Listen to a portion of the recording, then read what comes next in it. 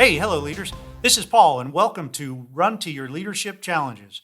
This is the daily show that equips team leaders to lead through the challenges they face every day. So, this week, I've been going through the John Maxwell book, Thinking or How Successful People Think. And if you're watching, you can see that I'm holding up this book, and John re released this book. It was an earlier edition, but man, it's so great. And it was originally called Thinking for a Change, which was one of my favorites. So we're continuing this talk about how successful people think. And in our case here, we're talking specifically about how successful leaders think. All right, so today we're going to talk about creative thinking. Now, when you think of creating thinkers, let me just ask you, are you a creative thinker? Do you think creatively? Do you think outside the box, or do you stay in that box all the time? Do you encourage other people to think outside the box or keep it all inside the box? We were just talking about this on our membership call this morning, and Andrea, one of the members, brought it up, and she was like, yeah, how do you get those people that just don't want to lead and take responsibility? How do you get them to take the lead and focus on growth? Well, this thinking creatively is one way. So we're going to talk about this a little bit more in deep today. So, if you're not a creative thinker, man, I don't think you're setting yourself up for success in today's world. Because let's face it, today's world is ever changing, and it almost demands that we are creative thinkers. Now, John points out several characteristics of creative thinkers in the book, and I'm just going to mention a couple of them, but three of these characteristics are that creative thinkers, they value ideas. Ideas, man, it's like a big brainstorming session. The key of brainstorming is don't squash anything, just write everything down. Well, that's what creative thinkers embrace that. They love that.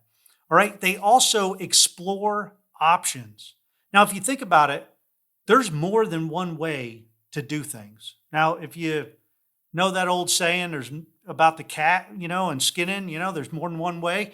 But there's always another way of doing it. All right. So that's where creative thinkers really explore those other options. Another thing that is a characteristic of a creative thinker is that they embrace ambiguity.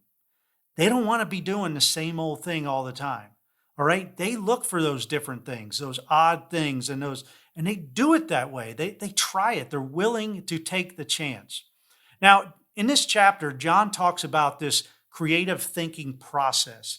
And I'm actually going to read right out of the book because this is pretty cool. But he talks about how this creative thinking process is where you think. It starts with a thought, all right? You think, then you collect, then you create, then you correct, then you connect.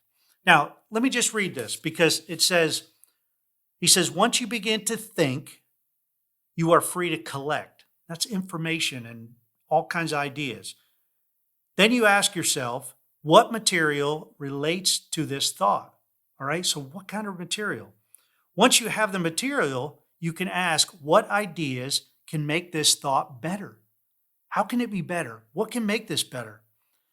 Then that can start to take an idea to the next level. After that, you can correct or refine it by asking what changes can make these ideas better. All right, and that's the correct. And then finally, you connect the ideas by positioning them in the right context to make the thought complete and powerful. Now, I think that's brilliant, all right? So you might be thinking, okay, well, my work is not like that.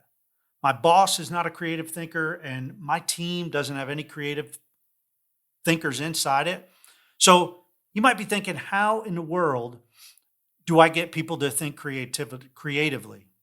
And here's some ideas that John throws out about creating an environment for creative thinking.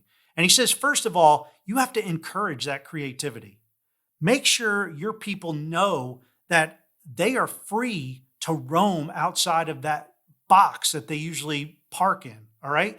And another way is to push them outside of their box. push them outside of their comfort zone because that's where real growth occurs. And all it takes for them is to get just a little bit of taste of growth, and they might dig it. They might like it, and they might jump on board, and they might want more. All right. Another thing you could do is to create that environment is embrace your creative team members. Now, chances are you have at least one person on your team who's creative, a creative thinker. So embrace them, really get them involved, maybe in meetings or briefings, have them connect with other people. And then finally, he says, creating an environment for creative thinking, you have to focus on innovation, not just invention. And John has several other ways. So I advise you to buy the book. It's a great book. And, focusing on innovation rather than just invention.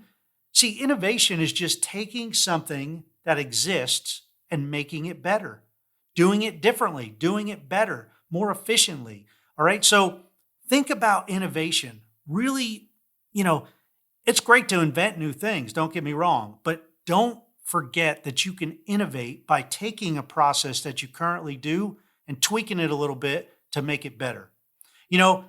I keep this cup on my desk here, and if you're watching it online or video or YouTube or LinkedIn, you can see this is a beer cup that I got, and it's from the company Bottoms Up Beer Cup, where it basically fills the cup from the tap from the bottom up.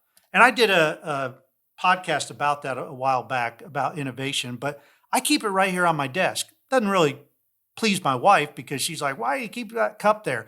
Well, I keep it there to remind myself to always think outside the box. Think to myself, how can I do this better? Hey, that's it for today. I hope you have a great rest of your day. And until tomorrow, run to your challenges.